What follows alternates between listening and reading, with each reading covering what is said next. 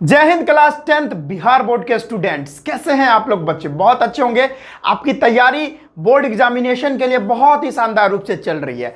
तो भाई आपकी तैयारी अगर अच्छी नहीं भी चल रही है तो मेरे अग्नि बैच को जरूर ज्वाइन करें, जहां पर आपको 70 दिनों में पूरा बिहार बोर्ड का सिलेबस पढ़ाया जाएगा बहुत अच्छे से। ठीक है, तो देखिए हम लोगों ने पिछले क्लास में पूरी तरह से रासायनिक अभिक्रिया एवं समीकरण जो चैप्टर है हमारा वो पूरी तरह से कंप्लीट कर लिए हैं।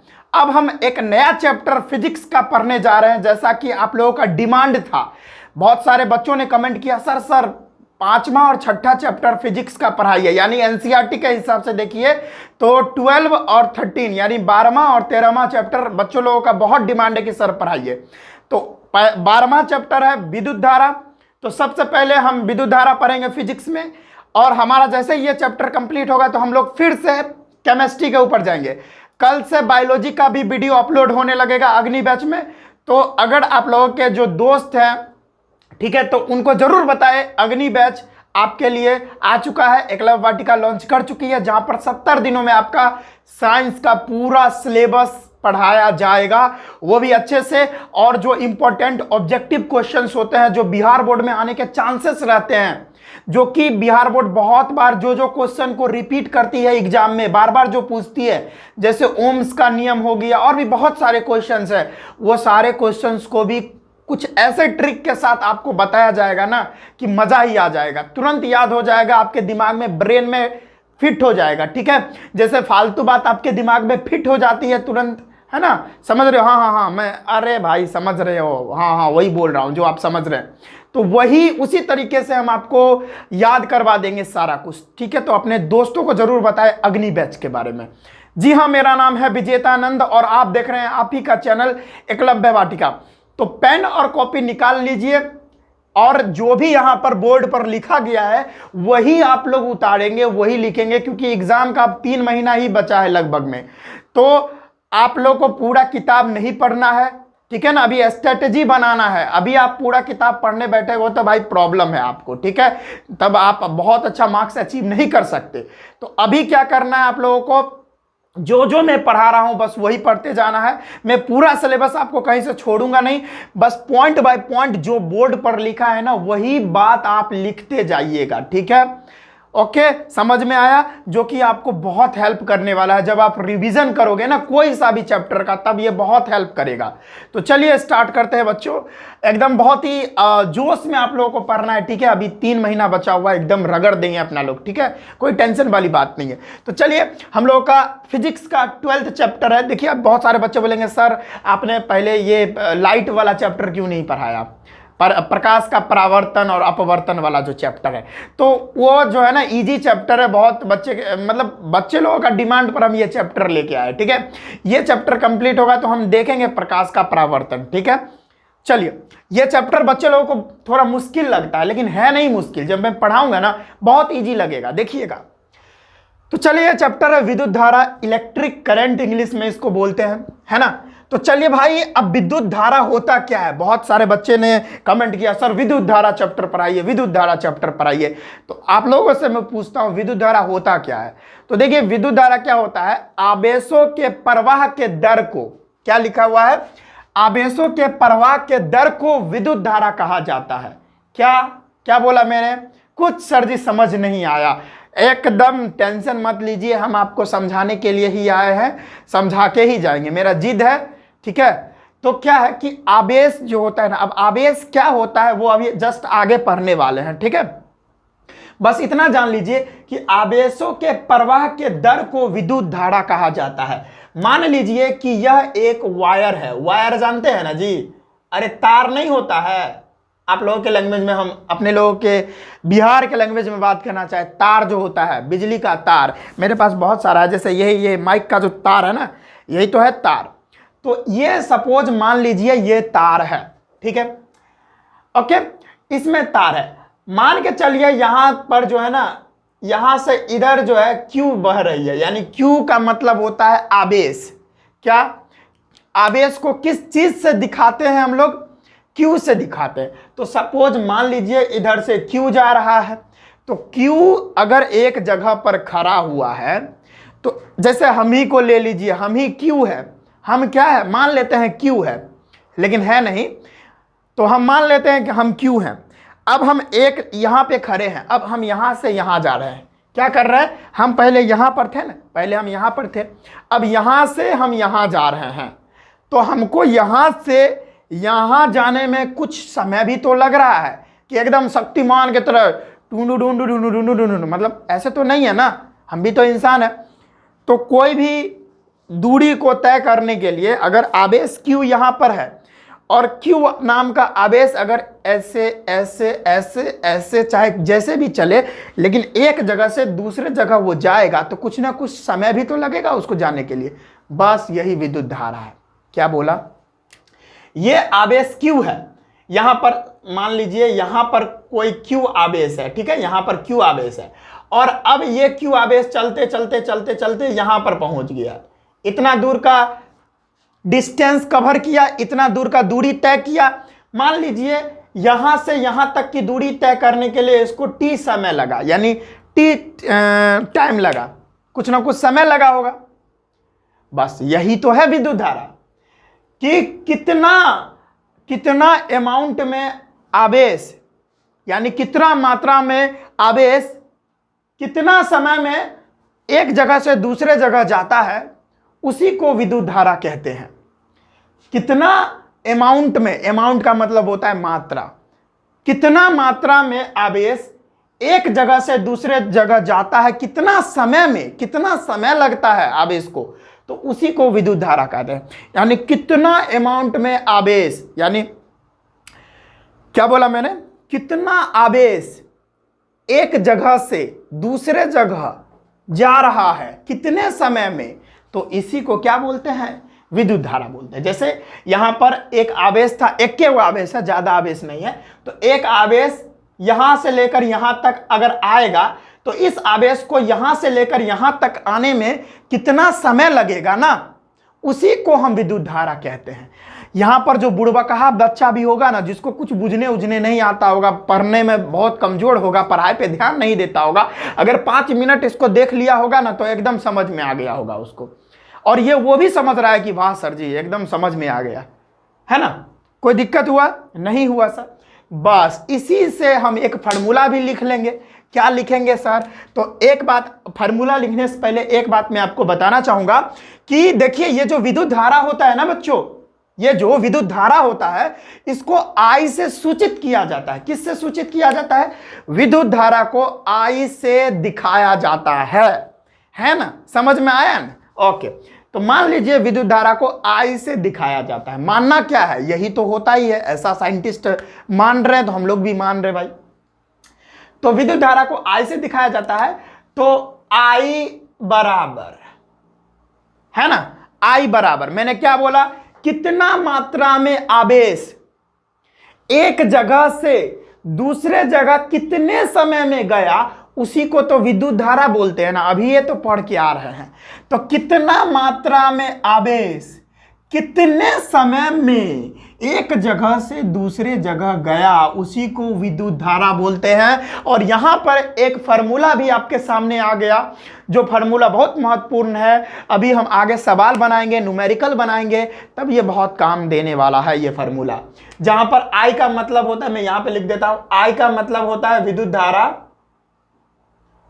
I का मतलब है विद्युत धारा, Q का मतलब है आवेश, और यहां पर T का मतलब है समय। ओके बच्चों, और यहां पर इसकी जो इकाई होगी, यूनिट होगी, वो भी मैं बता देता हूं। Q जो है ना, Q आवेश होता है, और आवेश का SI मात्रक होता है कूलम, जिसको C से दिखाते हैं, C। और बट्टे में टाइम का आप लोग को पता होगा, 9th में पढ़ के आ रहे होंगे, टाइम का जो SI यूनिट होता है सेकंड होता है। तो हम I का जो, हम कोई भी पूछ लेगा आप लोगों से, भाई विद्युत धारा का SI मात्रक ये भी हो सकता है, कूलम पर सेकंड भी हो सकता है इसका यूनिट, ठीक है। तो आप इसका यूनिट कूलम पर सेकंड भी बोल सकते हो। क्या, कूलम पर सेकंड। गुड बच्चों, गुड, वेरी गुड। इतना तक आई थिंक आपको हर एक बात समझ में आया होगा, कोई दिक्कत नहीं हुआ होगा कहीं से भी। Okay, very good. चलिए भाई, अगर इतना बात समझ में आया, तो भाई कमेंट कर दो प्यारा सा, सर ये जो आपने बताया ना मेरे को बहुत अच्छे से समझ में आ गया। तब तो मुझे भी तो लगे ना कि हाँ भाई बच्चों को समझ में आ रहा है। एक टीचर यही तो चाहते हैं कि बच्चा अच्छे से अच्छे तरीके से समझे और आगे जीवन में बहुत सारा सक्सेस उसको मिले। एक टीचर का यही तो सपना रहता है। एक टीचर की पहचान ही होती है कब, जब बच्चा उसका अच्छा करता है ना। जब बच्चा अच्छा करेगा ना तभी टीचर की पहचान होगी, हाँ ये टीचर बहुत अच्छे हैं। तो आप लोगों से ही हम लोगों का सब कुछ है। तो आप लोग बताइए कमेंट करके कि भाई समझ में आ गया, ठीक है, ओके। चलिए, अब जो विद्युत धारा होता है इसका एसआई मात्रक एम्पियर होता है। ये बहुत बार ऑब्जेक्टिव में आ चुका है, बिहार बोर्ड के ऑब्जेक्टिव क्वेश्चन में बहुत बार ये आया है। जो विद्युत धारा होता है इसका एसआई मात्रक एम्पियर होता है, जिसको ए से दिखाते हैं। किससे? ए से हम लोग दिखाते हैं। वेरी गुड ना। अब आगे देखिए, अब बहुत बार 2 नंबर क्वेश्चन में इसको पूछा गया है, 1 एम्पियर को परिभाषित करे। 1 एम्पियर को परिभाषित करे तो देखिए भाई 1 एम्पियर को बहुत आसानी से परिभाषित कर सकते हैं। हमको लोगों का एक फार्मूला क्या था, अभी हम लोग ने एक फार्मूला पढ़ा, I = Q/T, है ना। तो क्या है कि 1 एम्पियर को हम परिभाषित कैसे करेंगे, तो देखिए जब 1 कूलम आवेश 1 सेकेंड में एक जगह से दूसरे जगह जाता है उसी को तो 1 एम्पियर कहते हैं। जब 1 कूलम, देखिए जब 1 कूलम आवेश एक जगह से दूसरे जगह 1 सेकेंड में जाता है तो उसी को क्या बोलते हैं? 1 एम्पियर बोलते हैं। तो जब 1 कूलम आवेश 1 सेकेंड में एक जगह से दूसरे जगह जाएगा तो उसी को हम 1 एम्पियर बोलेंगे। बोलो बच्चों, समझ में आया? गुड। बहुत बार ये क्वेश्चन आ चुका है तो इसीलिए मैं बता दिया। गुड, चलो इतना समझ में आ गया। अच्छा, विद्युत धारा को ना मापा किस चीज से जाता है? विद्युत धारा को मापने का जो यंत्र है वो एमीटर होता है। क्या होता है? एमीटर। ओके, तो कुछ एमीटर के बारे में भी समझ लेते हैं। क्या होता है एमीटर? देखिए भाई, यह एक ऐसा विद्युतीय यंत्र होता है। एमीटर एक ऐसा विद्युतीय यंत्र होता है जो किसी विद्युतीय परिपथ, अब देखिए बच्चे बहुत कंफ्यूज होंगे यहां पर कि सर विद्युतीय परिपथ क्या होता है। समझा रहे हैं, अभी एक ही बार में सब तो बताएंगे तो हलवा हो जाएगा, तो धीरे धीरे हम लोग उस बातों को करते हुए चलेंगे। विद्युतीय परिपथ क्या होता है बस अभी इंतजार कर लीजिए ना, कल टेंशन ले रहे भाई, हम हैं ना। तो या समझ लीजिए विद्युत परिपथ यहां पर अगर हम इस्तेमाल नहीं भी करेंगे ना फिर भी हम समझा देते हैं। देखिए एमीटर वो होता है जो विद्युत धारा को मापने का काम करता है। विद्युत धारा का जो मापने का काम करेगा वही एमीटर होगा, उसी यंत्र को एमीटर कहेंगे। गुड। अब इसका जो प्रतिरोध होता है ना, इसका जो प्रतिरोध होता है वो बहुत कम होता है। अब प्रतिरोध को इंग्लिश में रेजिस्टेंस बोलते हैं। अब प्रतिरोध होता क्या है, तो प्रतिरोध क्या है, अगर हम सपोज मान लीजिए आप लोग कि हम विद्युत धारा है, हम बह रहे हैं, क्या कर रहे हैं, हम बह रहे हैं, ऐसे ऐसे आगे जा रहे हैं। तो अगर हम इस तरह से बह रहे हैं, इस तरह से आगे जा रहे हैं, तो अगर हमको इधर से, देखिए हम इधर से जा रहे हैं लेकिन उधर से कोई आके हमको रोकने का प्रयास करेगा ना, तो जो वो रोक रहा है ना, जो आदमी हमको रोक रहा है आगे बढ़ने से, क्योंकि हम तो विद्युत धारा है, हम तो आगे बढ़ेंगे, तो हमको आगे बढ़ने से जो रोकेगा ना वही होता है प्रतिरोध। जैसे देखिए मैं आपको समझाता हूं एक कार्टून बना के। देखिए यहां पे जो है वो आगे जा रहा है, ये आगे जा रहा है, ये क्या है, ये है आई बोले तो विद्युत धारा है। ये आगे जा रहा है, टनटनैले आगे जा रहा है, ऐसे ऐसे आगे बढ़ रहा है। अब इधर से आगे आए वो लंपट क्या है, कौन है भाई, ये है लंपट प्रतिरोध।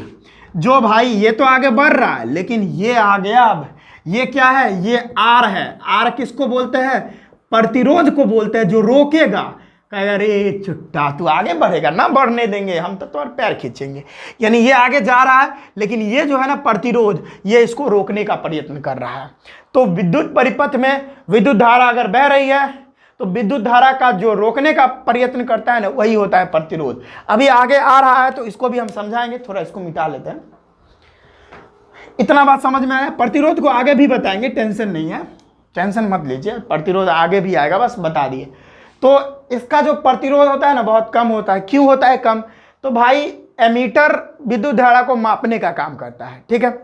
अब इसी का प्रतिरोध बहुत ज्यादा हो जाएगा तो विद्युत धारा को मापे नहीं पाएगा, क्योंकि करंट विद्युत धारा तो आगे बह ही नहीं ना पाएगा, क्योंकि बहुत ज्यादा रोकने वाला आदमी आ जाएगा। बहुत प्रतिरोध है, इसका मतलब क्या है, बहुत रोकने वाला आदमी है, नहीं जाने देंगे, नहीं जाने देंगे, है ना। कम प्रतिरोध है मतलब एक आध गो आदमी है, उससे बचियों के भाग जाएगा, है ना। आ रहा है समझ में। तो बहुत प्रतिरोध होने जाने के कारण करंट जा ही नहीं पाता है। अब करंट उसमें जा ही नहीं पाएगा तो विद्युत धारा को मापेगा कैसे। इसीलिए जो हमारा एमीटर होता है इसका प्रतिरोध बहुत बहुत कम होता है। ओके, लगभग जीरो होता है, नेग्लिजिबल करंट होता है, इसको हम नजरअंदाज कर देते हैं। यानी नेग्लिजिबल करंट नहीं, नेग्लिजिबल रेजिस्टेंस होता है, यानी ऐसा रेजिस्टेंस होता है, ऐसा प्रतिरोध होता है जिसको हम नजरअंदाज कर देते हैं। 9 के बराबर प्रतिरोध। ओके, अब आगे देखिए बच्चों, यह विद्युत परिपथ में हमेशा श्रेणी क्रम में जुड़ा होता है।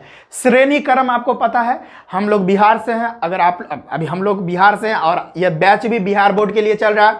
तो नीतीश कुमार है बिहार के मुख्यमंत्री, तो आप लोग को पता होगा नीतीश कुमार मानव श्रृंखला करवाए थे, जिसमें सभी लोग एक दूसरे का हाथ पकड़ पकड़ के एकदम बहुत दूर तक पकड़े हुए थे।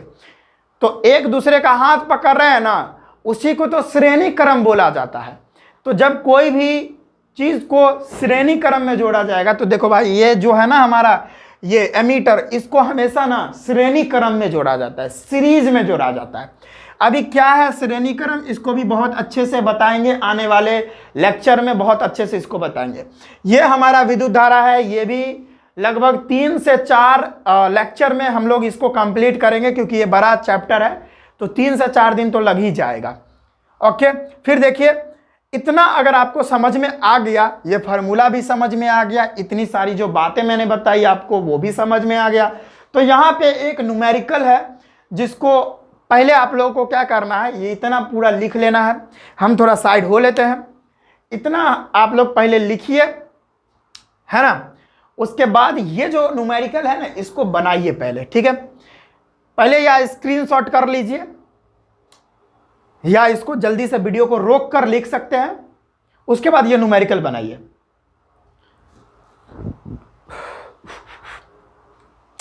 चलिए, आप लोगों ने आई थिंक ये न्यूमेरिकल को ट्राई जरूर किया होगा, बहुत आसान है, कोई तोप तो है नहीं।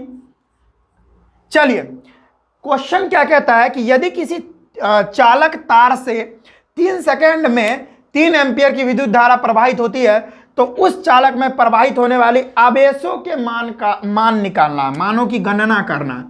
यानी आपको इस क्वेश्चन में विद्युत धारा दी हुई है 3 एम्पियर, है ना, 3 एम्पियर दी हुई है विद्युत धारा, और क्या दे रखी है आपको, टाइम भी दे रखा है, समय भी दे रखा है 3 सेकेंड। आपको क्यू निकालना है, आपको निकालना क्या है, क्यू निकालना है। क्यू क्या होगा, अभी मैंने आपको फॉर्मूला के हिसाब से बताया, I बराबर होता है Q बट्टे T।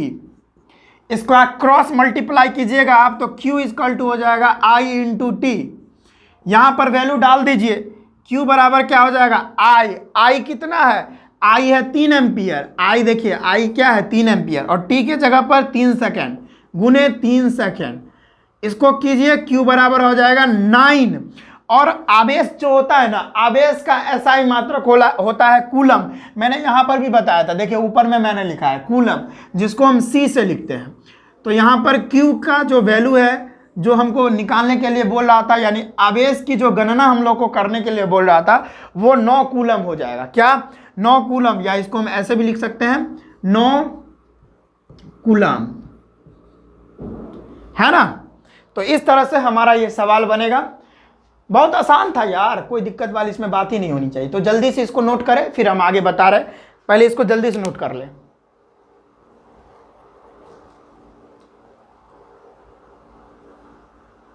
तो देखिए स्टूडेंट्स, अब हम लोग देखेंगे आवेश क्या होता है, ठीक है। अभी पीछे आवेश के बारे में बताया, आप कहते होंगे कि सर आवेश क्या है, पहले ही बता दिए। तो देख लो आप आवेश क्या होता है। तो किसी चालक पदार्थ का वह गुण जो विद्युत बल आरोपित करता है या आरोपित करने की प्रवृत्ति रखता है, उसी को आवेश कहते हैं, ठीक है। देखिए जी, समझते हैं आवेश को, तो हम लोग जानते हैं, अभी पीछे पढ़ चुके हैं, क्यू से दिखाते हैं। तो मान लीजिए यहां पर प्लस क्यू आवेश रखा हुआ है ना, और कोई भी गुंडा हो या कोई भी, अब पता है ना, कोई भी गुंडा हो जाए, गली मोहल्ले में होते हैं गुंडे, उसका ना अपना एक एरिया होता है, उसका अपना एक क्षेत्र होता है, उसी के बीच में वो गुंडागर्दी दिखा सकते हैं। उसी तरीके से चुंबक का ले लीजिए। चुंबक इस तरह से चुंबक होता है ना, आप लोगों को पता होगा।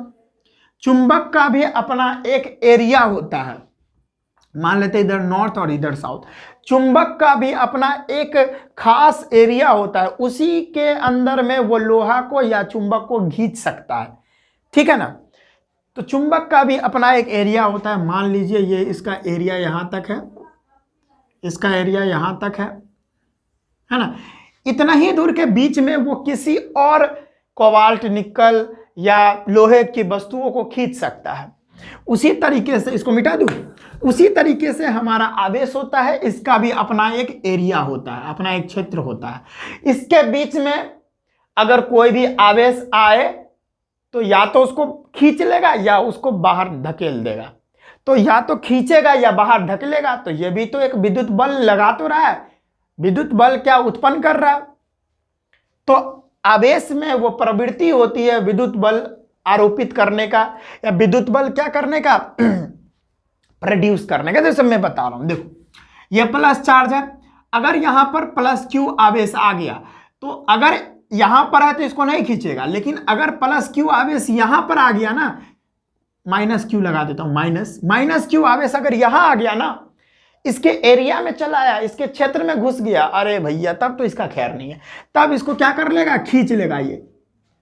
तब ये क्या करेगा, खींच लेगा। जैसे ये माइनस क्यू है और इसका एरिया था प्लस क्यू, और ये माइनस क्यू इसके एरिया में आ गया, तब ये यहां पर इसको खींच लेगा। और जो बल से खींचेगा ना, उस बल को बोलते हैं एफ से दिखाते हैं। तो यहां पर ये विद्युत बल आरोपित तो कर रहा है, खींच लेगा, खींचने में तो बल लगता है ना जी, तो बल आरोपित करता है। तो हमारा जो आवेश होता है ना, वो उसके अंदर प्रवृत्ति होती है कि भाई वो विद्युत बल क्या कर सकता है, आरोपित कर सकता है, या तो और दूसरे आवेश को खींच लेगा। अगर सेम है ना, अगर देखिए ये अगर सेम रहता, प्लस और प्लस आवेश रहता, तब तो ये दोनों एक दूसरे को दूर भगा देता। आपको पता ही होगा, समझ में आ रहा है। अगर सेम रहे, आप एक बात बताइए, कभी भी लड़का लड़का में शादी हो सकता है क्या? अभी होता है, ये मॉडर्न जमाना है, आप जानते हैं बहुत कुछ हो सकता है, लेकिन अगर हम अपने हिसाब से देखें तो नहीं हो सकता, है ना। प्लस प्लस सेम है, माइनस माइनस भी सेम है, तो सेम में सेम थोड़ी शादी होता है, अपोजिट में होता है, विपरीत में होता है, यानी लड़का का लड़की से शादी होता है। उसी तरीके से माइनस वाला जो है वो प्लस वाले को खींचेगा ना, ठीक है, और सेम वाला नहीं खींचता है एक दूसरे को। आ रहा है समझ में बच्चों? गुड। उसी तरीके से या प्लस वाला प्लस, दोनों प्लस वाला आ जाएगा तो एक दूसरे को दूर भगा देगा, दूर भगाएगा फिर भी बल लगाएगा। या विपरीत आवेश आएगा तो जो आवेश के पास मैग्नीट्यूड कम है उसको वो खींच लेगा। अब खींचने में भी तो बल आरोपित करेगा। तो भाई जो हमारा आवेश होता है ना, वो बल आरोपित करने की प्रवृत्ति रखता है। आ गया समझ में? आवेश के गुण क्या होते हैं? आवेश के गुण क्या होता है कि अगर सेम आवेश है तो वो एक दूसरे को दूर भगा देगा, विकर्षित कर देगा, और अगर विपरीत आवेश है तो एक दूसरे को आकर्षित कर लेगा। ये तो सभी जानते थे। अब अगला है, जो आवेश होता है ना, उसमें जुड़ने की प्रवृत्ति होती है। क्या बोला मैंने? ये जो आवेश होती है उसको ना जुड़ने की प्रवृत्ति होती है। मैं बता दूं आपको, एक आइसोलेटेड सिस्टम में बहुत सारे आवेश रखे हुए हैं, ठीक है। मान लीजिए एक जगह है, यहां पर बहुत आवेश रखा हुआ है, -2 coulomb, +6 coulomb, -8 coulomb, +6 coulomb, +2 coulomb. तो इसका मतलब क्या हुआ? ये सारे आवेश ना जुड़ जाते हैं, इसके अंदर जुड़ने की प्रवृत्ति होती है। मैं कहूंगा कि भाई टोटल करके बताओ कितना आवेश है, तो इसके लिए एक फार्मूला होता है, Q = Q1 + Q2 + Q3 + Q4 + Q5 ... Qn, यानी जितना आवेश रहेगा ना सब जुड़ते जाएगा। तो मान लेते हैं ये Q1 है, इसको Q2 मान लेते हैं, इसको Q3 मान लेते हैं, इसको Q4 मान लेते हैं, इसको Q5 मान लेते हैं। सबका वैल्यू बैठा दीजिए। Q1 क्या है -2 कूलम, फिर Q2 क्या है +6 कूलम, फिर क्या है Q3 +6 कूलम, Q4 क्या है +2 कूलम, और Q5 क्या है -8 कूलम। जोड़ दीजिए भाई, पहले प्लस वाला को जोड़िए।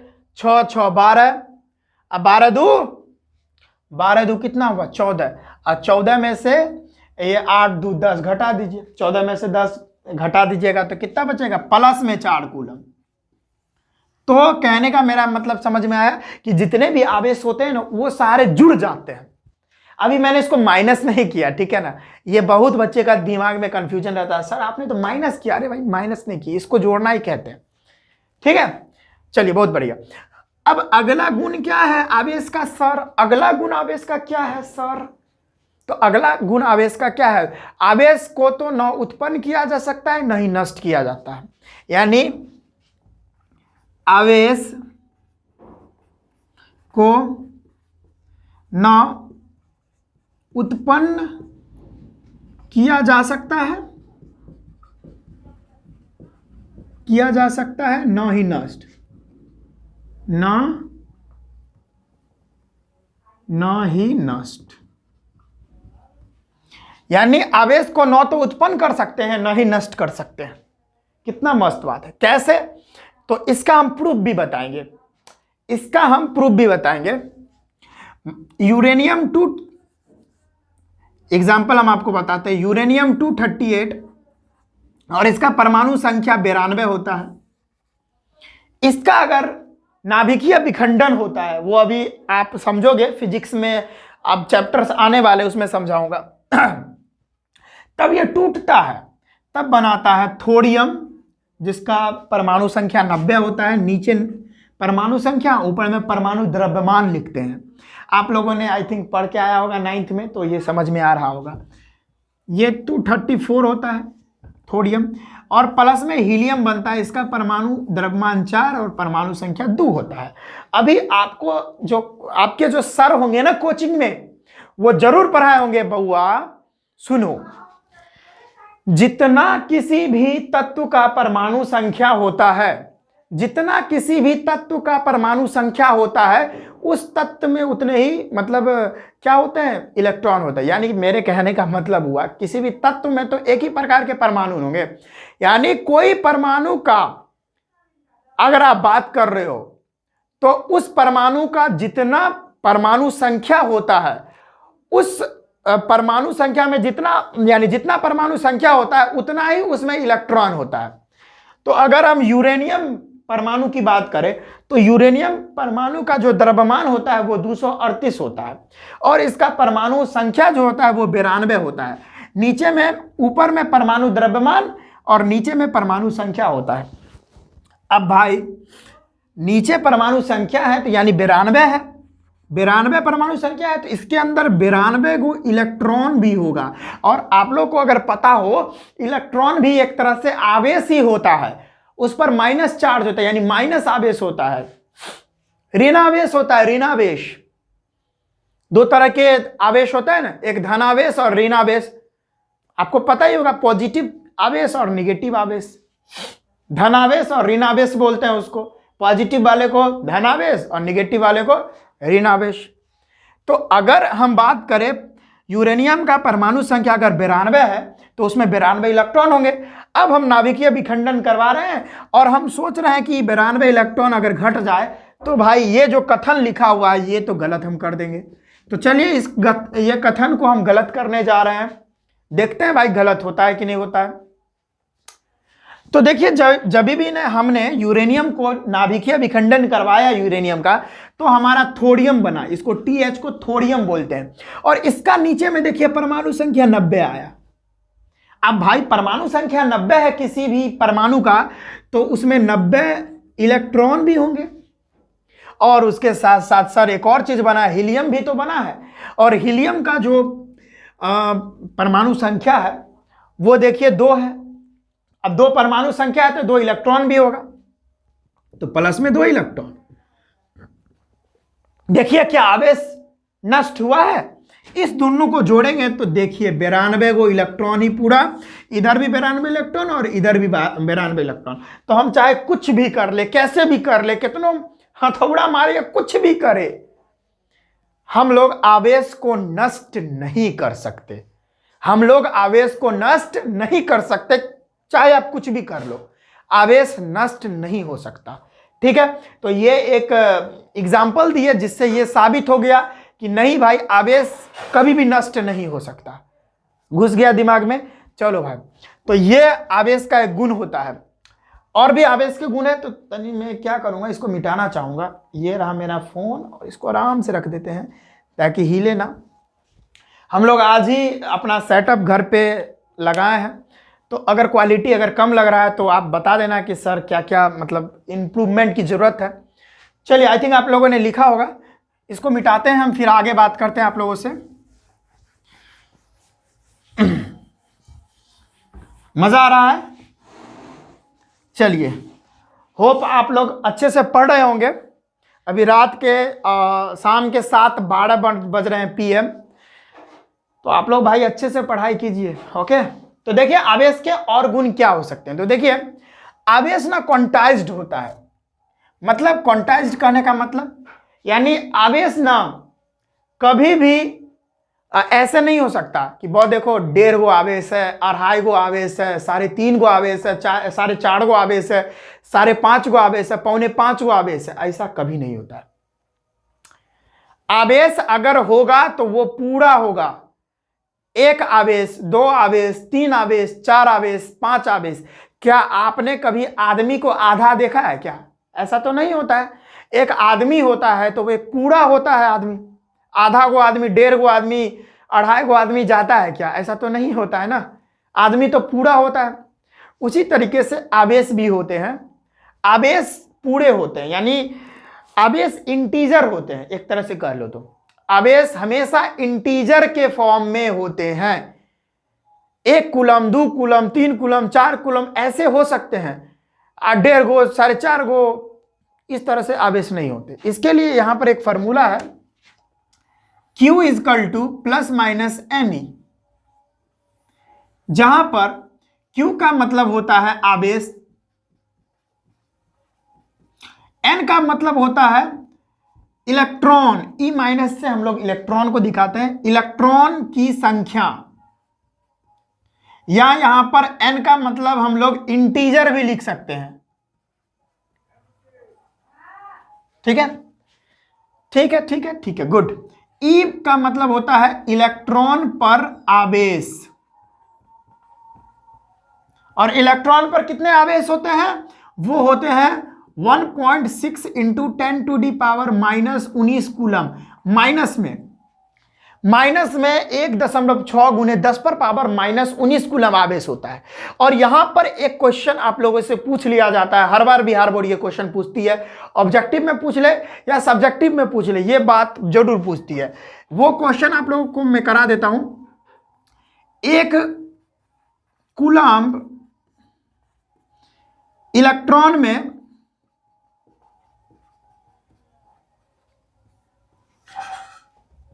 कुल कितने इलेक्ट्रॉन होते हैं? कुल कितने इलेक्ट्रॉन होते हैं? 1 कूलम इलेक्ट्रॉन नहीं, 1 कूलम आवेश में। वेरी सॉरी, मिस्टेक हो जाती है, मैं भी इंसान ही हूं। तो 1 कूलम आवेश में कुल कितने इलेक्ट्रॉन होते हैं, यहां पर यह क्वेश्चन आप लोगों से पूछ लिया जाता है। तो चलिए इसको हम सॉल्व करते हैं, कैसे ये होगा। तो देखिए, बहुत आसानी से हम लोग कर लेंगे इसको।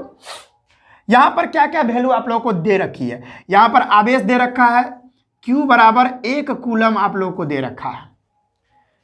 और हम लोग जानते हैं इलेक्ट्रॉन पर आवेश कितना होता है? इलेक्ट्रॉन पे आवेश होता है, यानी E बराबर हम लोग लिख सकते हैं -1.6 × 10⁻⁻19 कूलम। लेकिन ये माइनस हम लोग को यहां पर नहीं देना है। जब भी हम मैथमेटिक्स में इलेक्ट्रॉन का आवेश हम लोग लगाएंगे, उसका यूज करेंगे, तो ये माइनस हट जाता है। ठीक है, ये माइनस जब भी हम लोग न्यूमेरिकल में ये इलेक्ट्रॉन का आवेश हम लोग लगाते हैं, यूज करते हैं, इस्तेमाल करते हैं, तब ये माइनस नहीं लिखते हैं। ये बात याद रखिएगा। गुड। और हम लोग को इलेक्ट्रॉन की संख्या निकालनी है, कुल कितने इलेक्ट्रॉन है, यानी इलेक्ट्रॉन की संख्या निकालनी है, यानी n हम लोग को निकालना है। n क्या होगा, n बराबर क्या होगा। तो अभी हम लोगों ने फॉर्मूला पढ़ा Q इक्वल टू NE।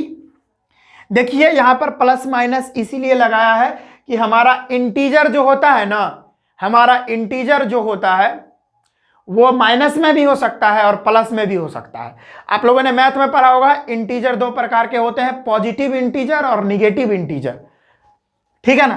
तो यहां n जो है हमारा वो प्लस में भी आ सकता है, माइनस में भी आ सकता है, तो दोनों में से कोई एक हो सकता है, इसीलिए प्लस माइनस लिखा है। आप लोग नहीं भी लिख सकते, कोई दिक्कत वाली बात नहीं। गुड। तो यहां पर हम वैल्यूज बैठाएंगे, हम लोग को n निकालना है, तो n अगर इधर आएगा तो n बराबर क्या हो जाएगा, Q बट्टे E हो जाएगा। आ रहा है, बहुत आसान तो है। n की वैल्यू कितनी है, n की वैल्यू यहां पर हम लोग को नहीं दे रखी है, तो n के बदला n ही लिखेंगे। Q की वैल्यू देखिए, Q का वैल्यू 1 दे रखा है, 1 कूलम, तो 1 कूलम लिख देंगे बट्टे में E, इलेक्ट्रॉन पर आवेश कितना होता है, इतना होता है, तो हम लिख देंगे 1.6 गुने 10 पर पावर माइनस 19 कूलम। अब देखिए कूलम कूलम से कट गया, तेल लेने चल गया, भुइयां के खेत में चल गया, तो अब क्या वैल्यू बचा, n बराबर, अब देखिए 10 पर पावर माइनस 19 है, अगर ये ऊपर हम भेज दे तो ये प्लस में हो जाएगा, तो हम लिख देंगे 1 का कोई मतलब ही नहीं रह गया, तो 10 पर पावर प्लस 19 हो गया बट्टे में, नीचे 1.6 रह गया, 1.6। अगर ये दशमलव उड़ जाएगा तो ऊपर में 10 जाएगा, बढ़िया है, गुड। अगर 16 से 10 में काटेंगे तो ये वैल्यू लगभग में पॉइंट में आएगा ना, दशमलव में। तो एक काम करते हैं, ये 10 पर पावर 19 है ना, इसमें से 10 बाहर निकाल लेते हैं, तो 10 हमने बाहर निकाल लिया, तो अगर 10 पर पावर 19 है और 10 हमने बाहर निकाल लिया तो बचा कितना, 10 पर पावर 18, और गुने ये वाला 10 तो है ही पहले से, अब बट्टे में 16।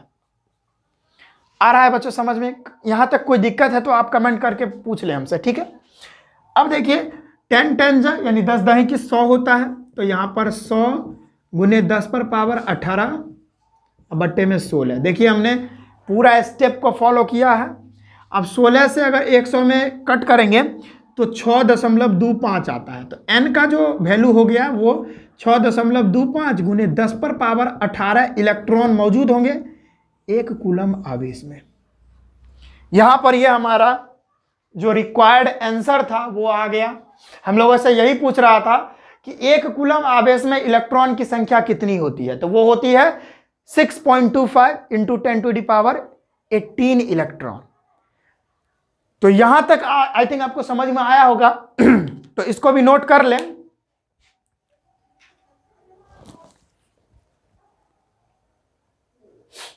तो चलिए स्टूडेंट्स, आई थिंक आपने इस सभी बातों को लिख लिए होंगे।